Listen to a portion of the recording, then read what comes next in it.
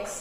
Class 11 तक हमने काफी कुछ पढ़ लिया है केमिकल रिएक्शंस के बारे में, जिसमें से कुछ टॉपिक्स हैं feasibility of reaction, means reaction कितनी आसानी से कंडक्ट हो जा रही है, एंड सेकेंड है extent to which the reaction proceed. इसका मतलब है कि किस हद तक रिएक्शन हमारी प्रोसीड हो जाती है, खत्म हो जाती है, ठीक है।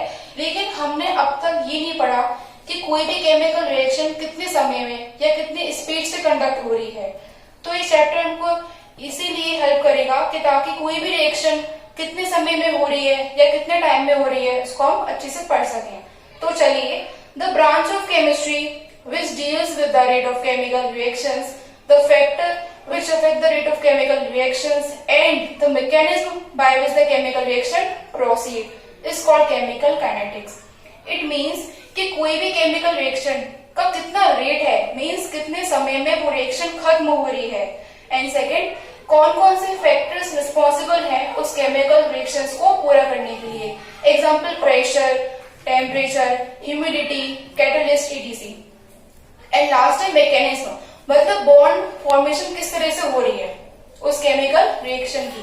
सो ऑल दिस फैक्टर्स या all this topics will be in the part of chemical kinetics. That's why we study the chapter in a great detail. Okay, अब नाउ बात करते हैं what is rate of chemical reaction. तो देखिएगा कि सारी chemical reactions जो हैं वो हमारी अलग अलग रेट से कंडक्ट होती हैं, जिसमें से ऐसा माना जाता है कि आयोनिक कंपाउंड्स की रिएक्शन जो है वो जल्दी प्रोसीड होती हैं। उनकी प्रोसीडिंग रेट्स की जो एक टाइम होता है वो देखिएगा 10 की पावर -12 टू 10 की पावर -16 सेकेंड्स का होता है, ठीक है, इतने सेकेंड्स का होता है, क्योंकि ये जो रिएक्शंस हैं वो काफी एक्टिवली पार्टिसिपेट करती हैं बॉन्ड फॉर्मेशन में। जैसे मान लीजिए आयोनिक कंपाउंड की स्पेशलिटी होती है कि वो नेचर में काफी रिएक्टिव होते हैं। जैसे कि मान लीजिएगा अगर मेरे पास सोडियम क्लोराइड है, ठीक है, this is ionic compound. Ionic compound होते क्या है वो समझ लीजिए पहले। जैसे मान लीजिए Na है, सोडियम का एटॉमिक नंबर होता है 11, तो इसका इलेक्ट्रॉनिक कॉन्फ़िगरेशन होगा 2, 8, 1, ओके। और क्लोरीन का एटॉमिक नंबर होता है 17, इसका इलेक्ट्रॉनिक कॉन्फ़िगरेशन होगा 2, 8, 7। हम सब जानते हैं फ्रॉम क्लास 9 कि ऑक्टेट फॉर्मेशन होना बहुत जरूरी है। ऑक्टेट मीन्स कि लास्ट वैलेंस शेल में 8 इलेक्ट्रॉन्स का होना बहुत ही कंपल्सरी होता है। आप देखिएगा कि जो सोडियम की वैलेंस शेल है K, L एंड M जो है अपने वैलेंस शेल का इलेक्ट्रॉन क्लोरीन के वैलेंस शेल के इलेक्ट्रॉन्स को दे देगा, ताकि इसके इलेक्ट्रॉन 7 से कितने हो जाएं, 7 + 1 8। तो क्लोरीन का ऑक्टेट कंप्लीटेड। और जैसे ही अपना इलेक्ट्रॉन लूज करेगा सोडियम, तो इसकी अब M शेल जो है वो हमारी हट चुकी है। तो देखिए दोनों के ऑक्टेट पूरी हमारी कंप्लीट हो चुकी है। तो इसी वजह से क्या होता है कि सोडियम जो है वो अपने इलेक्ट्रॉन डोनेट कर देता है किसको, क्लोरीन के पास। एक दे रहा है किसी को तो साइन पॉजिटिव का आता है, और जो इलेक्ट्रॉन ले रहा है उसको साइन नेगेटिव का आता है। फिर क्रिस क्रॉस हो गई इनकी वैलेंसीज का, then we got finally NaCl। So ionic bonds की rate of reaction means time बहुत जल्दी होता है, वो बहुत जल्दी रिएक्शन अपनी कंप्लीट कर लेते हैं। जैसे ही रिएक्टेंट्स मिल जाते हैं तुरंत ही प्रोडक्ट बना लेते हैं।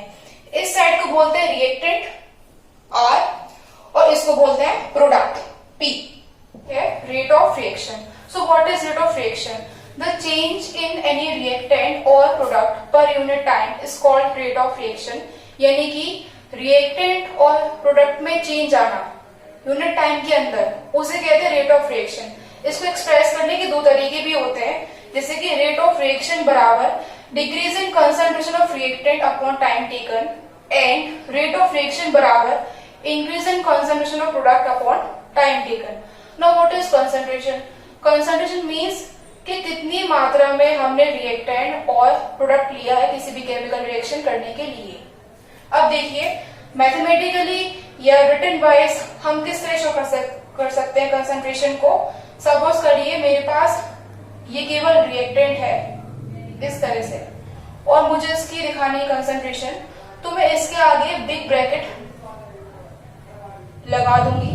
So now this is a concentration of reactant. ऐसे हमने प्रोडक्ट ले लिया, प्रोडक्ट के आगे अगर बिग ब्रैकेट साइन लगा दूंगी, so that is a concentration of the product. इसको अपन कहते हैं molar concentration, molar concentration of reactant and product. Okay, अब देखिएगा इसमें यहाँ पे ये बात लिखी हुई है, if R in bracket 1 and P1 are the concentration of the reactant and product respectively at time T1 and R2 in P2 their respective concentration at time T2, then del T बराबर T2 minus T1 and del R बराबर R2 minus R1 and del P बराबर P2 minus V1. ये सारे जो brackets के अंदर ही आएंगे because यहाँ बात कर रहे हैं कंसंट्रेशन की. ठीक है ना. अब इसको समझने के लिए एग्जाम्पल देखिए आप. जैसे कि यहाँ लिखी है रिएक्शन रिएक्टेंट गिव्स प्रोडक्ट. मैं इसको लेके चलती हूँ समझाने के लिए. Let consider if I take reactant and after chemical reaction it will give us product. ठीक है. तो हमने सपोज कर लिया कि T1 समय के अंदर इसकी कॉन्सेंट्रेशन लेट एज्यूम 10 थी, 10, और इसको नाम दे दिया अपन ने R1, initial concentration of the reactant. Then after some time its concentration reduces. Why? Because the reactant is ultimately change into product. That's why. तो प्रोडक्ट की कंसंट्रेशन T1 समय में कितनी होगी, वो हमने मान लिया कि 3 है. ये उसकी हो गई initial concentration of the product. Now time T2 में रिएक्टेंट की कॉन्सेंट्रेशन हो गई 3, रिड्यूस तो होगी तभी तो बनेगा प्रोडक्ट हमारा पूरा. इसको हमने नाम दे दिया R2. That is the final concentration of the reactant. और इसी तरह अब प्रोडक्ट की कॉन्सेंट्रेशन में इंक्रीमेंट होगा, तो मान लीजिए ये हो गया 10 फाइनली. अब ये निकालने के लिए कि T1 और T2 इन समय के बीच में रिएक्टेंट में और प्रोडक्ट में कितना चेंज आया, तो चेंज मींस डिफरेंस. ये हम निकालने के लिए इसको सब्ट्रैक्ट करेंगे. मुझे बताइए, तो हमने इसको मान लिया del T. What is del? Del here difference. Del T बराबर T2 माइनस T1. यानी कि इस समय के अंदर डेल T समय के अंदर रिएक्टेंट की कंसंट्रेशन 10 से 3 हो गई, मतलब वो रिड्यूस हो रही है कंसंट्रेशन. यहां देखिएगा इसी समय के अंदर डेल T समय के अंदर प्रोडक्ट की कंसंट्रेशन 3 से 10 हो गई है, मींस इंक्रीमेंट हो रहा है. यहाँ पर देखिए, तो यहाँ पे मैं इसको दिखाने के लिए कि रिएक्टेंट की कंसंट्रेशन में कितना चेंज आया. So del R is equals to in bracket R2 minus R1. अब देखिएगा R2 is 3 and R1 is 10.